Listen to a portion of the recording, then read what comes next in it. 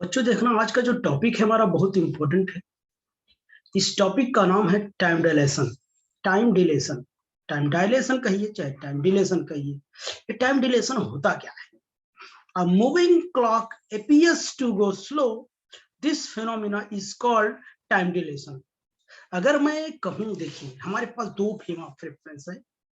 हमारे पास दो frame of reference है। एक हमारे पास यस फ्रेम ऑफ रेफरेंस है, दूसरा yes dash frame of reference. इस पेज में देखता हूं, हमारे पास दो फ्रेम ऑफ रेफरेंस है। ठीक, हमारे पास दो फ्रेम ऑफ रेफरेंस है। ये यस डैश है और ये क्या है, ये यस फ्रेम है। ठीक,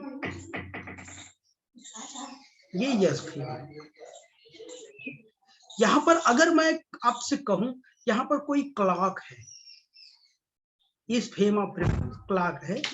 हम इसे मान ले कि ये क्या है कि 9 बज रहे हैं, ठीक है ना।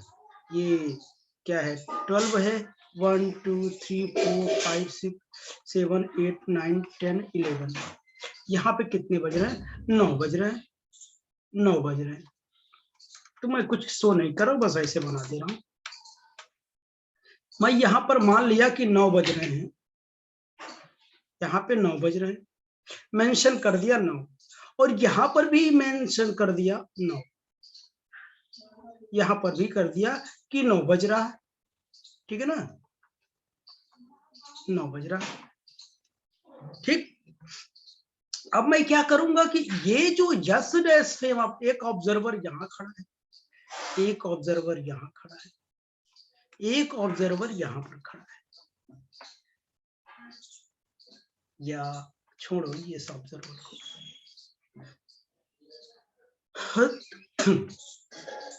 तो ये ऑब्जर्वर इसको देखेगा, अभी अभी फिलहाल अभी ये ऑब्जर्वर इसको देखेगा तो 9 ही बज रहा है, और ये अभी नहीं चल रहा है तो ये खुद को देखे, ये ऑब्जर्वर इसको देखेगा तो क्या है, 9 ही बज रहा है, ये भी अभी देखेगा तो 9 ही बज रहा है।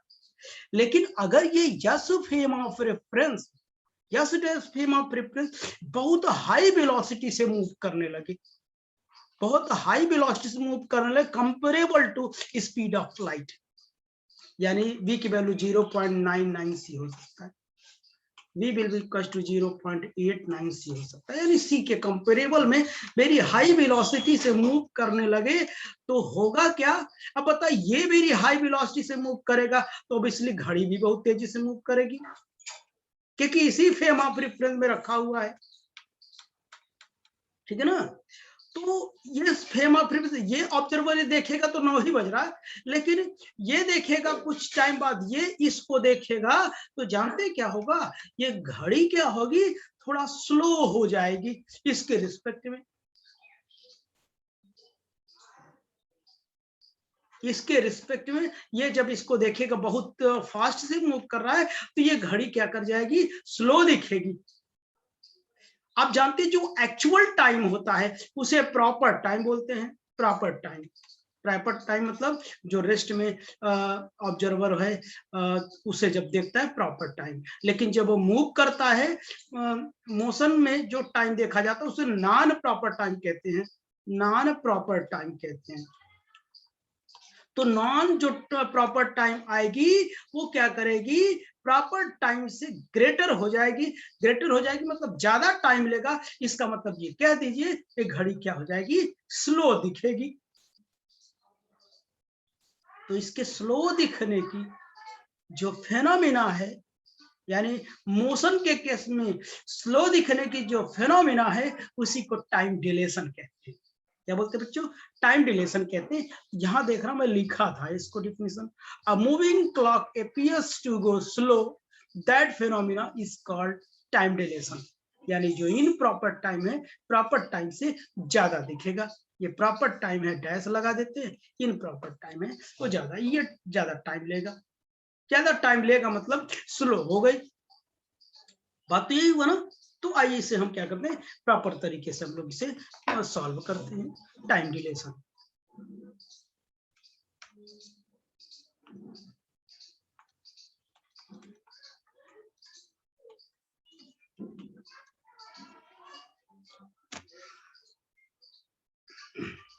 दोनों फ्रेम ऑफ रेफरेंस एक साथ ही बना देता हूँ मैं, और कोई दिक्कत नहीं है, ठीक है ना। एक साथ ही ऐसे ड्रॉ कर देता हूँ। अलग अलग कर लो चाहे एक साथ ही कर लो।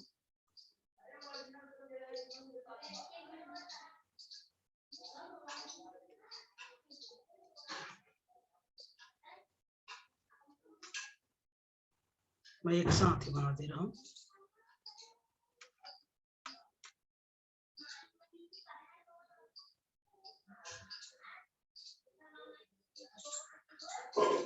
ये yes dash frame of reference है, ये वी वेलोसिटी से मूव कर रहा है, और ये एक्स डैश है। यहाँ पे नेक्स्ट फ्रेम भी बना सकते हो, एक साथ ही मैंने बना दिया कंबाइंड रूप से। ये यस फ्रेम ऑफ रेफरेंस है, ये वाई है, जेड है, ये एक्स है, और ये वाई डैश है, ये जेड डैश है, ओ है, ओ डैश। यहाँ पे क्लॉक रखी है, ठीक है ना। ये जो टाइम है हमारा, ये T1 है, कितना T2 है, डैश है। इसका जो प्रॉपर टाइम होगा,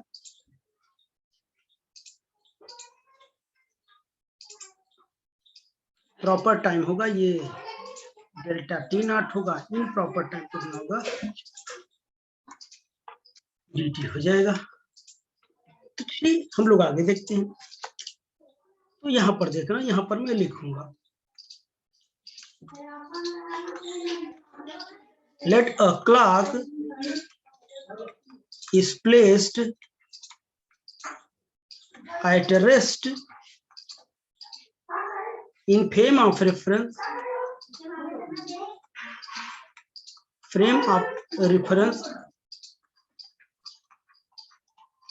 yes dash,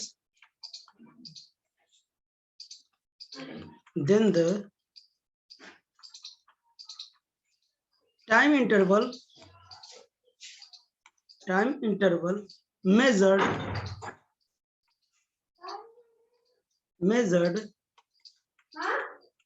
in this frame of reference,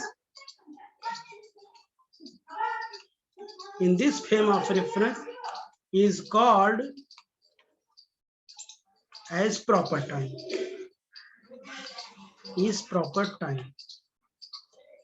delta T0। मैंने बताया ना, measured in this frame of reference is called proper time। यानी यस फ्रेम में अगर रेस्ट में रख दिया जाए, रेस्ट से देखने पर जो एक्चुअल टाइम होता है उसी को प्रॉपर टाइम कहते हैं। तो हम इसको क्या लिख सकते हैं, जो डेल्टा टी है वो क्या हो जाएगा, डेल्टा T0 कितना हो जाएगा, T2 dash minus T1 dash, ये इक्वेशन नंबर फर्स्ट हो जाएगा। और जो इन प्रॉपर टाइम होगा वो कितना हो जाएगा, T2 माइनस T1 हो जाएगा, ये सेकंड नंबर हो जाएगा। तो यूजिंग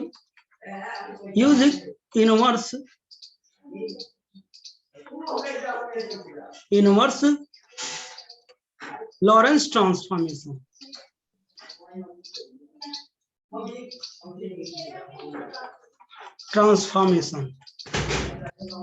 लॉरेंस ट्रांसफॉर्मेशन। तो लॉरेंस ट्रांसफॉर्मेशन तो ये था T dash minus T V X Y C square by 1 minus V square by C square. हम इसे इनवर्स लिया, इनवर्स मतलब माइनस का प्लस, डैश का अनडैश हो जाएगा, ये डैश हो जाएगा V X by C square by root में 1 minus V square by C square, ये मैंने बताया था, ठीक है ना। तो ये हो जाएगा। तो T1 मैं लिखूं, T1 अगर मैं लिखूं तो T1 dash plus V X dash by C square by root में 1 minus V square by C square, और T2 कितना हो जाएगा, T2 dash plus V X dash by C square root में 1 minus V square by C square. देखिए inverse Lorentz transformation लगा दिया कि इसका टाइम का, क्योंकि यहाँ पे मुझे चाहिए था, यहाँ पे मैं रखूंगा, ठीक है ना।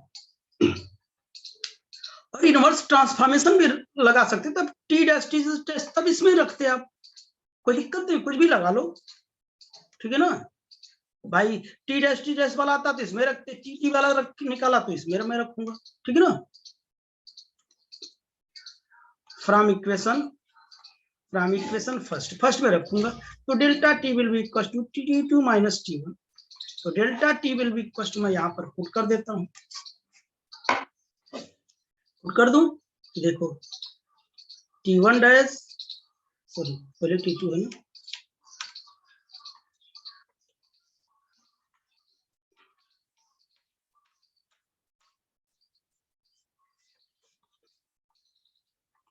T2 डैश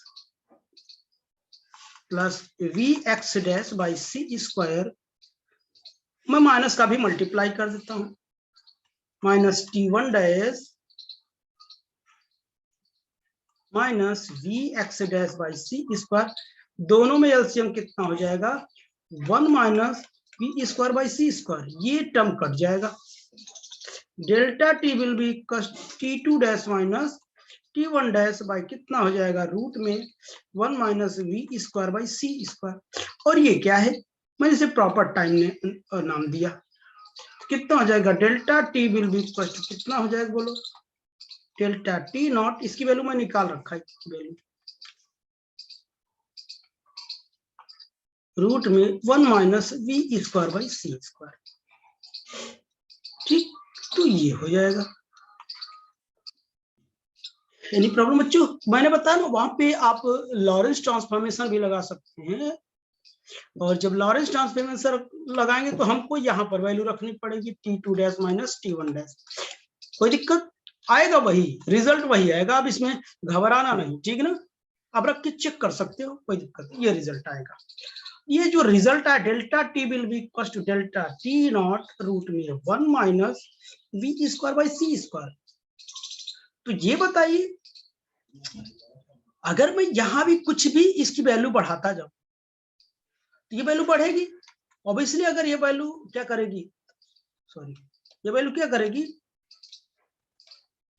कम होगी, तो ये वैल्यू क्या करेगी, बढ़ेगी। यानी जो इनप्रॉपर टाइम है वो प्रॉपर टाइम से क्या करेगा, ज्यादा दिखेगा। इसका मतलब घड़ी क्या दिखेगी, स्लो दिखेगी। It means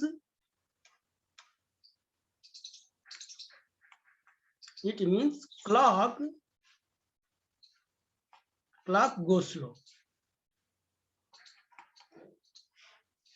clock will go slow.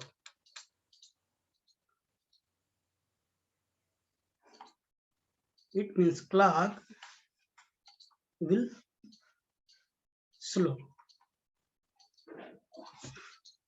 This phenomena is known as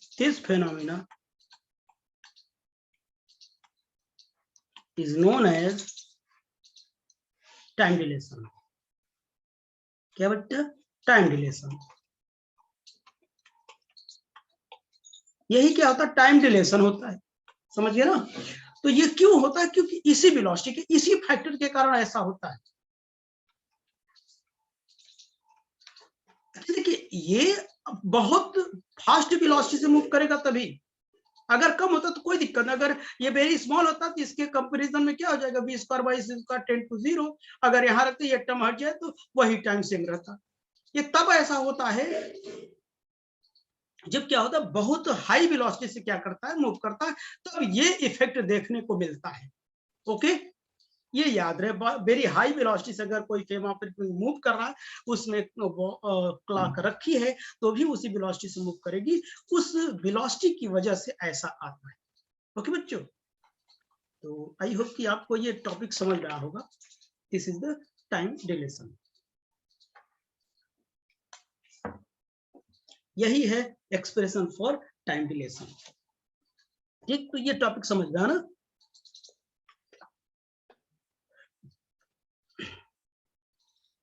अगर आप यही कह दीजिए, ये क्या हो जाएगा, V very very less than, ये हो जाएगा, तो डेल्टा टी कितना बचेगा, डेल्टा टी ना।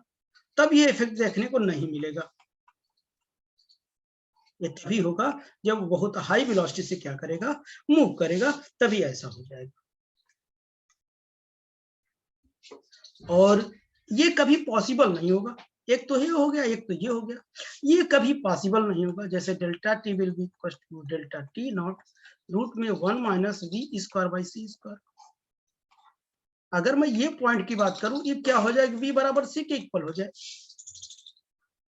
तो ऑब्वियसली यहाँ delta T by T, delta T naught by 1 minus 1 हो जाएगा, ये बराबर हो जाएंगे। तो यानी delta T will be equal to infinity हो जाएगा, क्योंकि समथिंग बाई जीरो क्या हो जाएगा। तो delta T will be equal to delta T naught by zero, और ये कितना हो जाएगा, इन्फिनिटी। इन्फिनिटी हो जाएगा।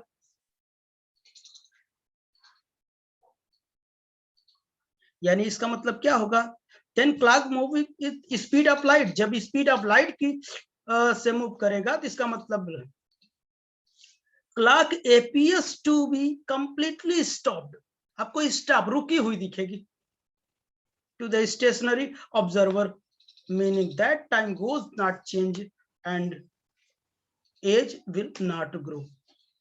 और इसका मतलब एज बढ़ेगी नहीं।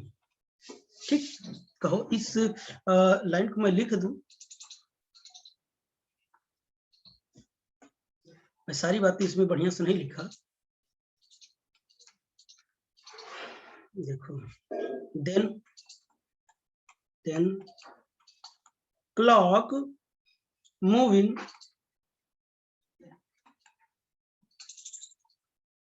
speed of light, moving with speed of light,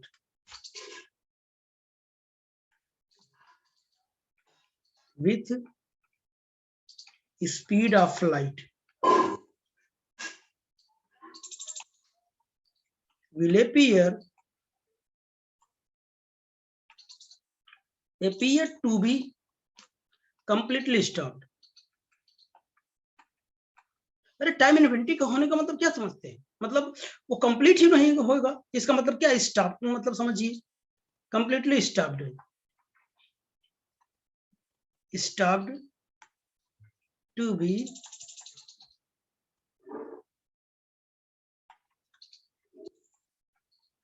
stationary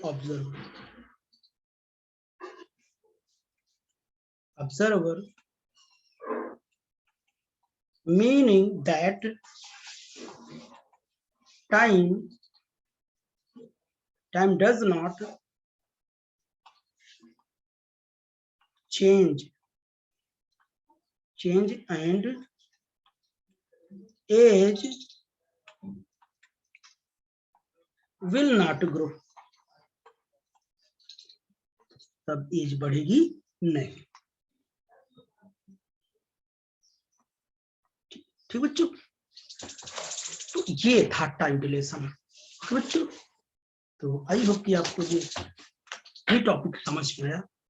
okay बच्चों, तो आइए हम लोग नेक्स्ट टॉपिक देखते हैं, experimental verification of time deletion. Okay.